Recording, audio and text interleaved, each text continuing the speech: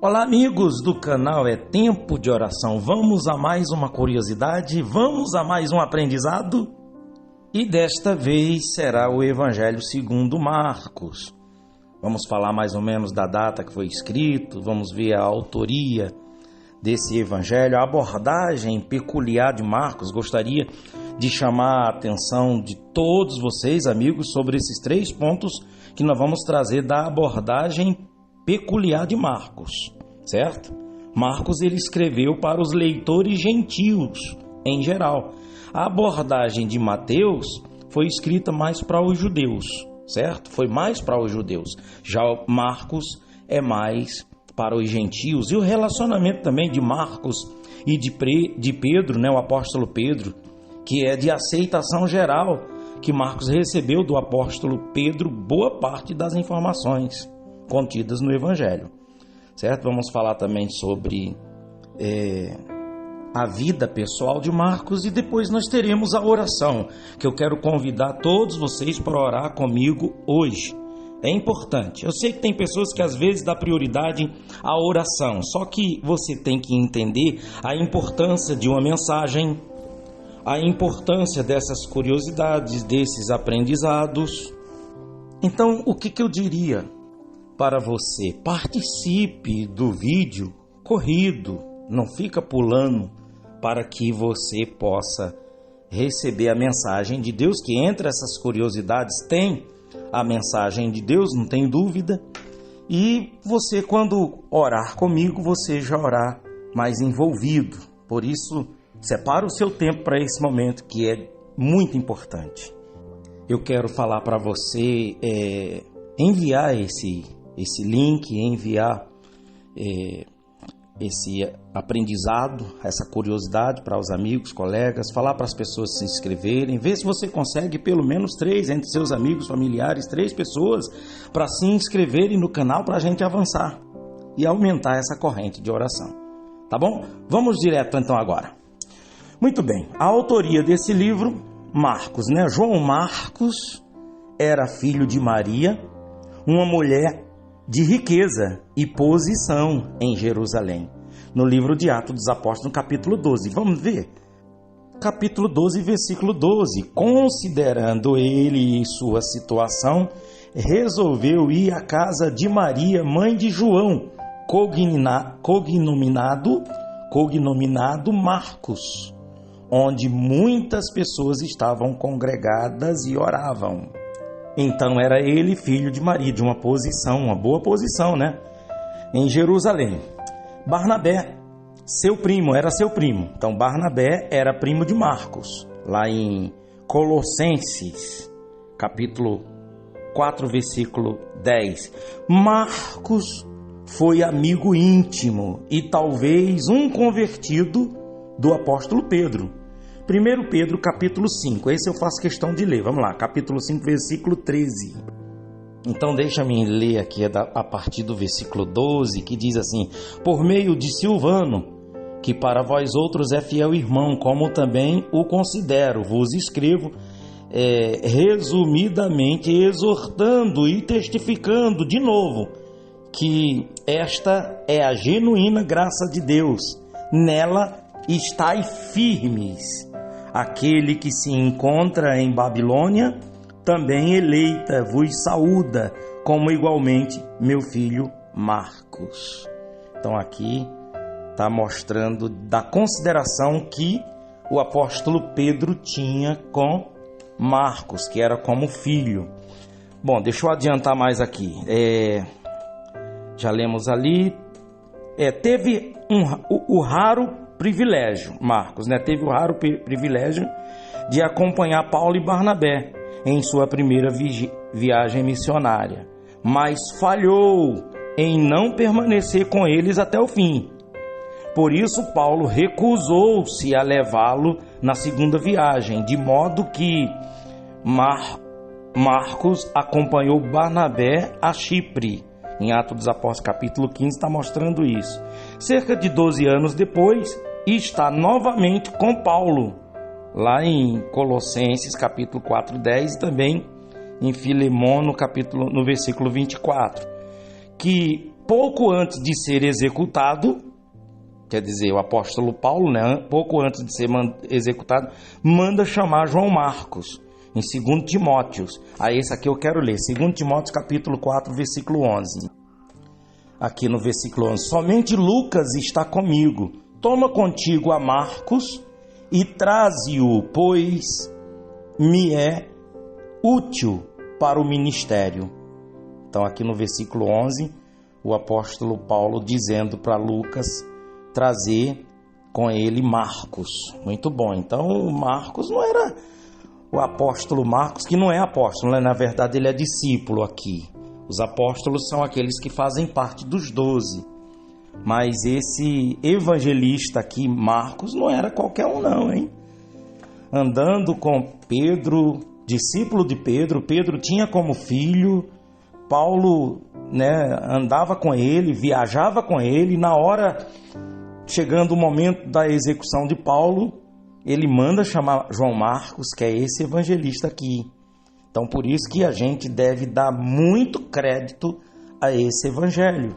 Eu diria para você ler os evangelhos com muita atenção. Começa pelo livro de Mateus, aí depois vem para o de Marcos, depois Lucas e João. Esses 4 evangelhos a gente tem que ter não somente a letra, não somente as informações, mas acima de tudo o espírito, tá certo? Então, vamos lá. Pouco antes de ser executado, manda chamar João Marcos, 2 Timóteo capítulo 4, versículo 11. Sua biografia prova que um fracasso na vida não representa o fim da utilidade. Olha que legal essa mensagem. Pega como mensagem, amigo, porque não foi pelo fato que ele falhou com o apóstolo Paulo na primeira viagem e já não viajou mais na segunda e ficou por muito tempo sem estar com Paulo, não foi por causa de um fracasso que ele perdeu. Então sua biografia prova, né, a biografia de Marcos, prova que um fracasso na vida não representa o fim da utilidade. Eu gostaria que, se você pegou essa mensagem aqui, eu gostaria que você escrevesse: Pastor Genival, peguei. Eu também já falhei muito, já fracassei, mas prova que o fracasso na vida não representa o fim da utilidade. Não é porque eu fracassei que é o fim da minha utilidade. Escreva isso. Quero ver se você veio até aqui agora, né, na altura do vídeo aqui, nessa curiosidade, né? Escreva aí. Não é porque eu fracassei que eu perdi minha utilidade. Vamos à abordagem agora, por causa do tempo está passando aqui. Abordagem peculiar de Marcos. Primeiro ponto. Marcos escreveu para leitores gentios em geral e leitores romanos em particular. Por esta razão, a genealogia de Cristo não é incluída. Quase não teria significado para gentios. O sermão do monte não é mencionado, também não é mencionado, né, aqui no Evangelho de Marcos. E a condenação dos partidos judaicos, recebe pouca atenção, como indicação adicional de que visava leitores gentios. Marcos achou necessário interpretar palavras aramaicas, como aqui no Evangelho de Marcos, capítulo 5, se você quiser dar uma pausadazinha aí para ir ver, né? Aí você vê Marcos 5, versículo 41, como também Marcos 7, versículo 34, como também Marcos 15, versículo 22. E usou palavras latinas, não encontradas nos demais evangelhos. Aqui também é muito interessante que há apenas 63 citações ou alusões ao Antigo Testamento em Marcos, comparada a cerca de 128 em Mateus e entre 90 e 100 em Lucas. Quer dizer, ele citou, aqui no Evangelho de Marcos, citou 63 citações do Velho Testamento. Já Lucas, ele cita de 90 a 100 passagens do Antigo Testamento. Este evangelho, isso é o ponto 3 agora. ainda no ponto 2, né? Quando ele fala apenas 63 citações e ou alusões do Antigo Testamento em Marcos, comparado a cerca de 128 em Mateus, entre 90 e 100 em Lucas. Agora o ponto 3. Este evangelho enfatiza o que Jesus fez em lugar do que ele disse. É um livro de ação, a palavra imediatamente ocorre mais de 40 vezes.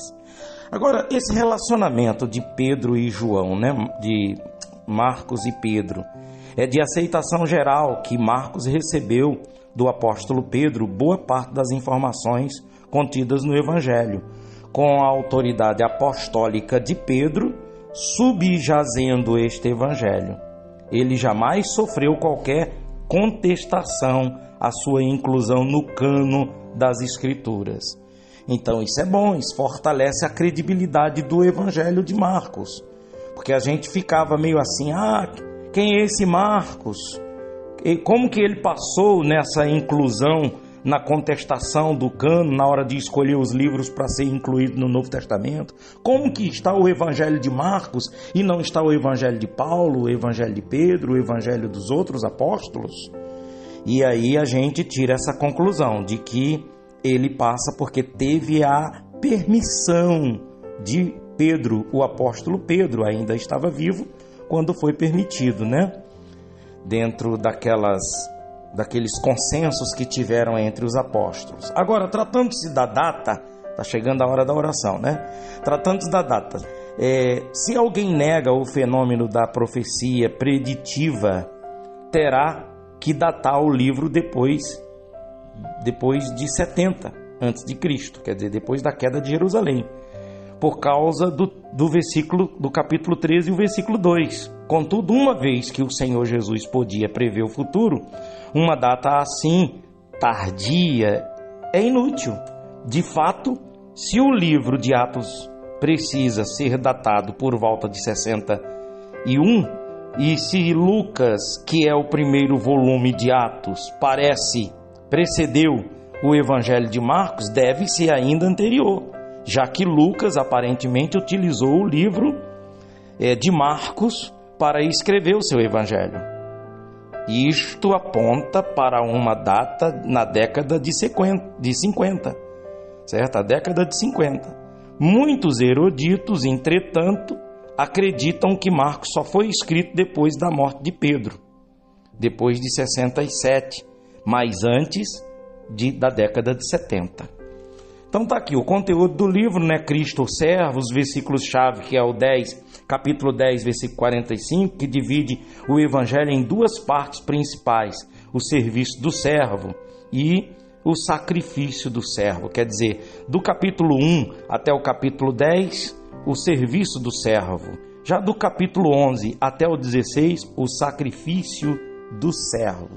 Aí vem o esboço do Evangelho de Marcos e vem também a hora de orar, o momento da oração, que alguém reclamou que os vídeos estão ficando longos, mas aí, amigos, é para você ouvir, assistir, no momento assim de tempo, de estudar com a Bíblia, parar, dar pausa, ir lá na Bíblia e nas referências que a gente apresenta aqui da Bíblia, tá bom? Vamos orar então. Nosso Deus e nosso Pai, em nome do Teu Filho Jesus Cristo, hoje nós estamos trazendo o discípulo evangelista Marcos, meu Deus, dentro dessas curiosidades, dessa série de curiosidades. Falamos de Mateus, agora estamos falando de Marcos, amanhã vamos falar de Lucas. E assim, meu Pai, assim como o Senhor usou esses homens no primeiro século, meu Pai, usa a gente hoje, depois de quase 2000 anos, meu Pai. Nós já estamos no século 21, e eles estão lá atrás ainda no primeiro século. Eu quero me colocar à sua disposição, meu Pai, em nome de Jesus Cristo, para que o Senhor venha me usar para levar a Tua palavra, a Tua verdade. E eu quero, Pai, também apresentar ao Senhor esse dia de hoje. Abençoe esse dia de hoje, meu Deus, na vida de todos que oram comigo agora. todos que estudam comigo, que estão aprendendo junto comigo. Abre a mente, o entendimento, dá entendimento, que essa pessoa venha crescer no entendimento, meu Deus. Abençoe a sua família, cada um que está inscrito nesse canal. Aonde chegar esta oração, onde chegar esse vídeo da curiosidade, meu Deus. Ô Espírito Santo, que chegue a tua presença, a sua graça. Eu abençoo, esteja essa pessoa no Brasil ou fora do Brasil, aonde ela estiver. Eu determino que esse dia seja de luz, de paz, de alegria. No nome do Pai, do Filho e do Espírito Santo. E todos digam amém e graças a Deus. Deus abençoe e até o próximo vídeo.